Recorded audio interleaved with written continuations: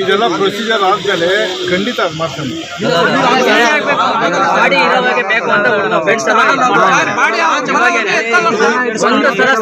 Police ಕಸ್ಟಡಿಯಲ್ಲಿ ನೇದಿ ಮಾಡ್ತೀನಿ. ಒಂದು switch off ಮಾಡಿ ಅವ್ರದ್ದು ಸ್ವಿಚ್ ಆಫ್ ಮಾಡಿಕೊಂಡು ಹೊರಟೋಗಿದ್ದಾರೆ. ನೈಟ್ ಆದಮೇಲೆ ಸ್ಟೇಷನ್ಗೆ ಬಂದು ಅವನು ಕಾಂಟ್ರಾಕ್ಟರ್ ಗುತ್ತಿಗೆದಾರ ಬಂದು ಕುತ್ಕೊಂಡಿದ್ದಾನೆ. ಇದಕ್ಕೇನೋ ನ್ಯಾಯ ಬೇಡವಾ? ಕೇಳೋಣ ಯಾವನು ಇಲ್ವಾ? ಅಂದ್ರೆ ಈ ಹುಡುಗನಿಗೆ ಕೆಲಸಕ್ಕೆ ಯಾರು ಕರ್ಕೊಂಡೋದ್ರು? ಗುತ್ತಿಗೆದಾರ ಕರ್ಕೊಂಡೋಗಿರೋ, ಸೀತಾರಾಮೇ ಕರ್ಕೊಂಡೋಗಿರೋ, ಅವರೇ ಕರ್ಕೊಂಡೋಗಿರೋ. ನಿನ್ನೆ ಮಾತ್ರ ನಾವು ಬೆಸ್ಕಾಂ ಅವರು ಯಾರು ರೆಸ್ಪಾನ್ಸ್ ಮಾಡಿಲ್ಲ, ಅಲ್ಲಿ ಹೋಗಿ ಯಾರು ಎಂಕ್ವೈರಿ ಮಾಡಿಲ್ಲ. ಅಲ್ಲ, ಲೈನ್ ಮ್ಯಾನ್ ಅನ್ನೋದು ಅದು ಒಬ್ಬನೇ ಇರಬೇಕು. ಯಾರಾದ್ರೂ ಅಲ್ಲಿ ಕೆಲಸ ಮಾಡಬೇಕಾದ್ರೆ ಲೈನ್ ಮ್ಯಾನ್ ಅನ್ನೋದು ಒಬ್ಬರು ಇರಬೇಕು. ಎಲ್ಸಿ ತಗೊಬಂದು ಇವ್ರು ಕೊಟ್ಟು ಲೈನ್ ಮ್ಯಾನ್ ಚೆಕಪ್ ಮಾಡಬೇಕು. ಹಿಂಗೆ ಮಾಡಿದ್ದೀನಿ, ನ್ಯೂಟ್ರಲ್ ಮಾಡಿದ್ದೀನಿ, ಇಲ್ಲ ತೆಗೆದಿದ್ದೀನಿ ಫೇಸ್ ನ್ಯೂಟ್ರಲ್ಲ, ನೀವು ಕೆಲಸ ಮಾಡಿದ್ರೆ ಅಂತ ಹೇಳಬೇಕು. ಮಧ್ಯಾಹ್ನ ಊಟ ಟೈಮ್ಗೆ ಇವ್ನು ಎಲ್ಸಿ ಕ್ಲೋಸ್ ಮಾಡಿಸ್ಬಿಟ್ಟು ಇವ್ನು ಪಾಡಿ ಇವ್ನು ಹೊರಟೋಗ್ಬಿಟ್ರೆ ಚಾರ್ಜ್ ಮಾಡಬೇಕಾದ್ರೆ ಹೇಳ್ಬೇಕು. ಅದಕ್ಕೆ ಕೆಲಸ ಮುಗಿದೈತೋ ಇಲ್ವೋ, ನಿಮ್ಮದು ಕೆಲಸ ಮುಗೀತೋ ಇಲ್ವೋ, ಒಂದ್ಸಲ 4 ಸಲ ಕೇಳಬೇಕು ಮುಗೀತೋ ಇಲ್ವೋ, ಈ ಥರ ಚಾರ್ಜ್ ಮಾಡ್ತಾ ಇದ್ದೀನಿ ಕರೆಂಟು ಮಾಡಲೇಬೇಕು ಅಂತ ಕೇಳಬೇಕು ತಾನೇ. ಇವರು ಕೇಳ್ದಂಗೆ ಸುಮ್ಮನೆ ಏಕಾಏಕಿ ಚಾರ್ಜ್ ಮಾಡಿಬಿಟ್ಟು ಒಂದೇ ಒಂದು ಲೈನಲ್ಲಿ ಕರೆಂಟ್ ಬಂದು ಇವ್ರು ಇದಾಗ್ಬಿಟ್ಟಿದ್ರೆ ಯಾರು ಸರ್ ಕಾರಣ ಇದಕ್ಕೆ? ಎಲ್ಲಿ ಕೆಲಸ ಮಾಡ್ತಿದ್ರು, ಎಲ್ಲಿಂದ ಎಲ್ಲಿ ಲೈನ್ ಎಳಿತಾ ಇದ್ರು ಏನು ಅಂತ? ಸರ್ ಕಾಟ್ನಿಕಲ್ ಹತ್ರ, ಕಾಟ್ನಿಕಲ್ ತಿನ್ನೆ, ಅಲ್ಲಿಂದ ಎಲ್ಲಿ ಎಳಿತಿದ್ರು? ಅಲ್ಲಿಂದ ಅಲ್ಲಿಗೆ ಹೊಸದಾಗಿ ಯಾರೋ ಲ್ಯಾಂಡ್ ಇದು ಮಾಡ್ಕೊಂಡಿದ್ದಾರೆ. ಆ ಲ್ಯಾಂಡ್ಗೆ ಇದು ಟಿ ಸಿ ಎಳಿತಾ ಇದೆ. ಒಂದು ಟಿ ಸಿಯಿಂದ ಇನ್ನೊಂದು ಟಿ ಸಿಗೆ. ಆ ಟಿ ಸಿನೂ ಇಲ್ಲ, ಒಂದು ಹೊಸ ಟಿ ಸಿ ಮಾತ್ರ ಇವ್ರು ಇನ್ಸ್ಟಾಲ್ ಮಾಡಿರೋದು ಮಾತ್ರ ಇದೆ. ಇನ್ನೊಂದು ಟಿ ಸಿ ಎಲ್ಲಿದೆ ಅಂತ ಗೊತ್ತಿಲ್ಲ. ಅದು ಕಾಣಿಸ್ತಾನೆ. ಒಂದು 3/4 ಕಿಲೋಮೀಟರ್ ಹುಡುಕಿದ್ದೀನಿ ನಾನು, ಆ ಟಿ ಸಿ ಸಿಕ್ಕಿಲ್ಲ. ಇಲ್ಲೆಲ್ಲೋ ಸೆಂಟ್ರಲ್ ಮಾತ್ರ ಒಂದು ಜಂಪ್ ಇದು ಮಾಡಿದ್ದಾರೆ ಅಷ್ಟೇ, ಕಟ್ ಮಾಡಿದ್ದಾರೆ. ಇದೇ ಮಾಡಿದ್ದಾರೆ. ಇದು ಒಂದು 4 ಲೈನ್ ರಾಡ್ ಬರುತ್ತಲ್ಲ, ಆ ಇದಕ್ಕೆ ಕನೆಕ್ಟ್ ಮಾಡಿದ್ದಾರೆ. 2 ಲೈನ್ ಡಮ್ಮಿ ಮಾಡಿ ಇದು ಮಾಡಿದ್ದಾರೆ. ಅದು 1 ಲೈನಿಂದ ಕರೆಂಟ್ ಪಾಸ್ ಆಗಿ ಲಾಸ್ಟ್ ಲೈನ್ ಬಂದಿದೆ. ಒಂದೇ ಒಂದು ಲೈನ್ ಮಾತ್ರ ಬಂದಿದೆ ಕರೆಂಟ್. ಆ ಲೈನ್ ಮಾತ್ರ ಇನ್ನು ಲೈನ್ ಎಳಿತಾನೋ, ಆ ಲೈನ್ ಎಳಿಬೇಕಾದ್ರೆ ಕೈಗೆ ಇದಾಗ್ಬಿಟ್ಟಿದೆ. ಎಳ್ಕೊಂಬರ್ಬೇಕಾದ್ರೆ ಈ ಲೈನ್ ಹೋಗಿ ಆ ಲೈನ್ ಮೇಲೆ ಬಿದ್ದಿದೆ. ಡಮ್ಮಿ ಅಂತ ಹೇಳಿ ಇದು ಮಾಡಿರೋದು. ಕರ್ಕೊಂಬಂದಿರೋ ಕೆಲ್ಸಕ್ಕೆ ಹೆಂಗೆ ಕರ್ಕೊಂಡೋಗಿರೋನು ಹಂಗೆ ಕರ್ಕೊಂಬಂದು ಹಿಂಗೆ ಹೇಳ್ಬೇಕು. ಇಲ್ಲ ಸ್ಪಾಟಲ್ಲಿ ಹೇಳ್ಬೇಕು, ಈ ಥರ ಆಗಿದೆ, ನನಗೆ ಹಾಸ್ಪಿಟ್ಲಿಗೆ ಕರ್ಕೊಂಬರ್ತಾ ಇದ್ದೀನಿ, ನೀವು ಆ ಕಡೆಯಿಂದ ಬರ್ರಿ, ನನಗೆ ಬರ್ತೀನಿ ಆಸ್ಪತ್ರೆ ಹತ್ರ ಅಂತ ಹೇಳ್ಬೇಕು ತಾನೆ. ಅವರು ಮಾನವೀಯತೆಯವರಾದ್ರೆ ಇಲ್ಲಿ ತಂದಿದ್ದಾರೆ, ಇಲ್ಲಿ ಬಿಟ್ಟಿದ್ದಾರೆ. ಅವನ್ನ ಇಲ್ಲಿ ಬಿಟ್ಬಿಟ್ಟು ಒಬ್ಬನ ಬಿಟ್ಬಿಟ್ಟು ಇಬ್ಬರು ಇಲ್ಲೂ ಆಗಿದ್ದಾರೆ. ಇದು OPD ಬುಕ್ ಏನೋ ತೊಗೊಂಬರ್ಕಿದ್ದಾರೆ. ಬುಕ್ ತೊಗೊಂಬರಷ್ಟರಲ್ಲಿ ಇಲ್ಲಿ ಡಾಕ್ಟರ್ ಏನು ಹೇಳಿದ್ದಾರೆ, ಡೆತ್ ಆಗಿರೋ ಇಲ್ಲ ಅಂತಿದ್ದಾರೆ. ಅಂದಂತ ಇದಕ್ಕೆ ಇವ್ನು ಫೋನ್ ಮಾಡಿಬಿಟ್ಟು ಈ ಕಡೆ ಇರೋರು ಇಲ್ಲಿಂದ ಹಿಂಗೆ ಒಬ್ಬನ ಹೊರಟಾಗಿದ್ರೆ ಈಗ ಆ ಕಡೆಯಿಂದ ಇಬ್ಬರು ಹಂಗೆ ಎಲ್ಲ ನೋಡ್ರಲ್ಲ ಆಗ್ಬಿಟ್ರೆ ಅವ್ನು ಯಾರು ಸರ್? ಅವ್ನಿಗೆ ಅನಾಥ ಯಾರು ಇಲ್ಲಿ ಎಲ್ಲ ಊರಲ್ಲಿ ಇರೋರೇ ನಾವು. ನಮ್ಗೆ ಯಾರು ಇಲ್ಲಿ ಒಂದೇ ಒಂದು ಫೋನ್ ಮಾಡಿದ್ರೆ ನಾವು ಎಲ್ಲಿರೋರು ಬಂದ್ಬಿಡ್ತೀವಿ. ನಾವು ಒಂದು ಬಿಸಾಕ್ ಹೊರಟೋಗ್ಬಿಟ್ರೆ ಅವನು ಡಸ್ಟ್ಬಿನ್ ಆಗಿ ಬಿಸಾಕ್ ಹೊರಟೋಗ್ಬಿಟ್ಟಿದ್ಯಾ ಸರ್?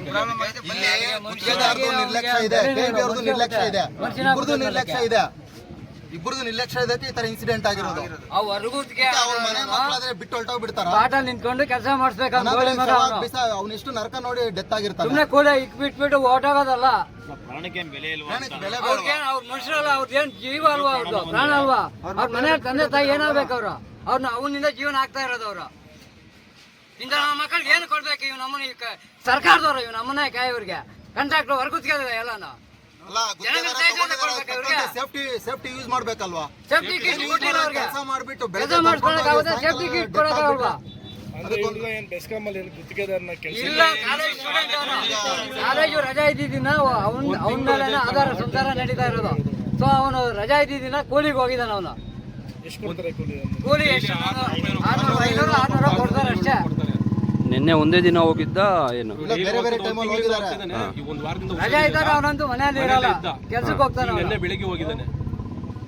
ಏನಕ್ಕೆ ಕೊಡ್ಬೇಕು ಇಂಥವ್ರಿಗೆಲ್ಲ? ಲಂಚ ತಗೊಂಡ್ ಕೊಡ್ಬೇಕು. ಇವ್ರು ಕಾಂಟ್ರಾಕ್ಟರ್ಗಳು ಸೇಫ್ಟಿ ಗ್ಲೌಸ್ ಕೊಡ್ಬೇಕು, ಎಲೆಕ್ಟ್ರಿಕಲ್ ಶಾಕ್ ಗ್ಲೌಸ್ ಬರುತ್ತೆ, ಕೊಡ್ಬೇಕು ತಾನೆ ಇವ್ರಿಗೆ. ಹೋಗ್ಲಿ, ಇಷ್ಟ ಆಗಿದೆ. ಮಾಡಿಲ್ಲ, ಎಲ್ಲ ಲಂಚದ ಮೇಲೆ ಹೋಗ್ತಾ ಇರೋದು. ಏನು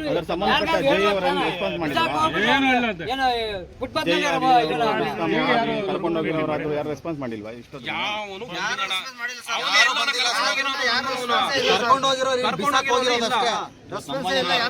ಇವತ್ತು ನಮ್ಮ ಮನೆಯಲ್ಲಾಗಿದೆ, ನಾಳೆ ನಿಮ್ಮ ಮನೆಯಲ್ಲಾಗುತ್ತೆ, ಇನ್ನೊಂದು ಮನೆಯಲ್ಲಾಗುತ್ತೆ. ಜವಾಬ್ದಾರಿ ಮಾಡಿಲ್ಲ ಯಾವುದೇ ರೀತಿ. ಎಂಕ್ವೈರಿ ಮಾಡ್ಬೇಕಲ್ವಾ ಏನಾಗಿದೆ ಏನು ಅಂತ. ನಿಮ್ಮ ಹೆಸರು? ಆನಂದ್. ನಿಮ್ಮ ಹೆಸರು? ಶಶಿಕುಮಾರ್.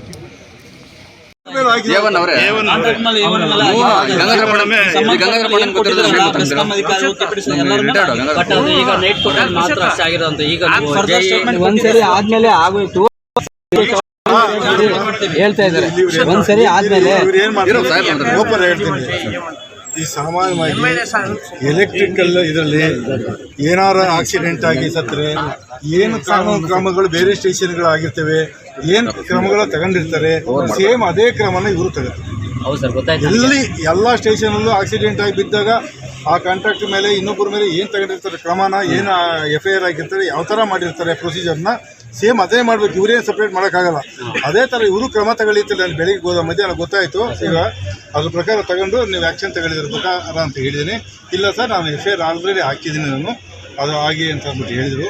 ಅದ್ರ ಬಗ್ಗೆ ಅವನು ಕರೆದು ಏನೋ ಕೂರಿಸಿ ಅವ್ನು ಎನ್ಕ್ವೈರಿ ಮಾಡ್ತಾರೆ ಅಂತ ಇದಾರತ್ತೆ ಗೊತ್ತಾಯ್ತು. ಬಟ್ ಯಾಕಂದ್ರೆ ವೆಂಡರ್ ಒಬ್ಬರ ಮೇಲೆ ಆದ್ರೆ ಇದು ಕಾಂಪಿಟೇಷನ್ ಆಗಲ್ಲ. JESO ಡಿಪಾರ್ಟ್ಮೆಂಟ್ ಏನಿದು KP ಅವ್ರದ್ದು ಆ ಡೇಟ್ ಅಲ್ಲಿ ಆ ಟೈಮಿಂಗ್ಸ್ ಡ್ಯೂಟಿಯಲ್ಲಿ ಯಾರಿದ್ರು ಡಿವಿಷನ್ ಅವ್ರ ಮೇಲೆ ಆದ್ರೇನೆ ನಮ್ಗೆ ಏನು ಗೊತ್ತಾ, ನಾವು ನಿನ್ನೆ ಬೆಸ್ಕಾಂ ಅಧಿಕಾರಿಗಳು ಅಷ್ಟೇ ಕೊಟ್ಟಿದ್ರಿ. ಮತ್ತೆ ಈಗ ಇವ್ರು ಬಂದು ಕಂಪ್ಲೇಂಟ್ ಬಂದು ಮುಂದುವರೆದ ಭಾಗ ಅಂತೇಳಿ ಇನ್ವೆಸ್ಟಿಗೇಷನ್ ಸಂಬಂಧಪಟ್ಟಂಗೆ ಯಾರ ಹೆಸರುಗಳನ್ನ ಸೇರಿಸಿ ಕೊಟ್ಟಿದ್ದಾರೆ, ಅವ್ರ ಮೇಲೆ ನೋಟಿಸ್ ಕೊಟ್ಟು ಅದನ್ನ ಕೋರ್ಟ್ ರಿಪೋರ್ಟ್ ಕೊಟ್ಟು ಅದನ್ನ ಸೇರಿಸ್ಕೊಳ್ತೀವಿ. ಎಲ್ಲರಿಗೂ ಇಶ್ಯೂ ಮಾಡಿ ಕೊಟ್ಟಿದ್ದಾರೆ ಸರ್. ಇವಾಗ ನಾವು ಕೇಳೋದ್ರಲ್ಲ ಈಗ ಕೊಟ್ಟಿರೋದ್ರಲ್ಲಿ ಆಗಲ್ಲಂತೆ.